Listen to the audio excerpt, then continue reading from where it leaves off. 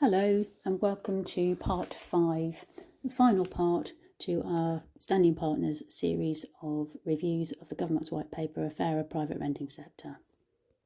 Today we're looking at the Decent Home Standard and rent repayment orders. The Decent Home Standard, currently applicable to social housing, will be extended to the private rental sector, and rent repayment orders can be granted where homes do not meet that standard. The White Paper says that putting a legislative duty on private landlords to meet the Decent Home Standard will raise standards and make sure that all landlords manage their properties effectively, rather than waiting for a renter to complain to the local authority to take action. It will give local councils the tools to enforce the Decent Home Standards in the private rented sector, so that they can crack down on non-compliant landlords while protecting the reputation of responsible ones. Landlords will be required to provide housing which is free from serious hazards, those likely to cause fires, falls and carbon monoxide risk, etc. Warm and dry and free from damp and mould, decent noise insulation, adequate kitchen and bathroom facilities, clean, appropriate and safe facilities which are not left to fall into disrepair. At present we have Section 11 of the Landlord and Tenant Act, to which the landlord must comply, as well as a Housing Health Safety Rating System, HHSRS, otherwise affectionately known as 99 Ways of Killing Your Tenant, and that is to be renewed in autumn 22 by the government, and Homes Fit for the Human Habitation Act 2018. But this will go further. This White Paper's proposals will go further to ensure that properties have roughly modern facilities. Trading standards will enforce it. Give you an example. If the property is furnished, then modern, efficient white goods would need to be supplied. But if the property were unfurnished, no white goods would need to be supplied. Something for landlords to think about. Most good landlords wanting to keep up their capital appreciating property will be keeping their properties in good condition in any event. Again, with good compliant landlords with great tenancy agreements, we feel that the White Paper should present little difficulties to landlords. In conclusion, the government aims to strike a balance between protecting a tenant's security and the landlord's right to manage their property. Over the last this is the 5th podcast, we've reviewed the government's proposals in the paper.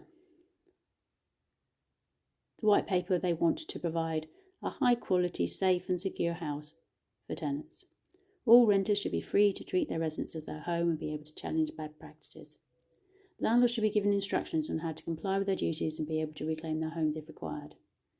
Both landlords and tenants should have a mechanism in place that allows for successful problem solving. To deal with bad behaviour, local governments need strong and effective enforcement powers.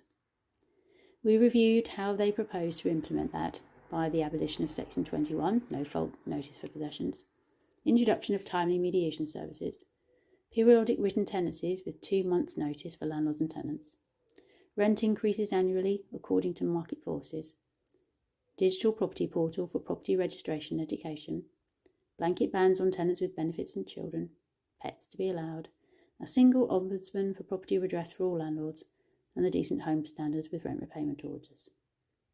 As we've demonstrated throughout these articles, none of this is shocking. Most is already dealt with by current law and good practice. Its introduction is not going to be an Armageddon to the rental property industry. The really good news is that the Rental Reform Bill, which introduced the idea of the government instituting rent caps and lifetime deposits, is not included in the White Paper.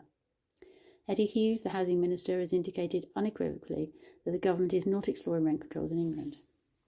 Hughes, who is guiding the upcoming Renters Reform Bill into Parliament later this year, said that there was enough evidence to show that rent controls would discourage investment in the private rented sector and lead to declining property standards, in a written response to a question from Labour MP Rachel Muskell.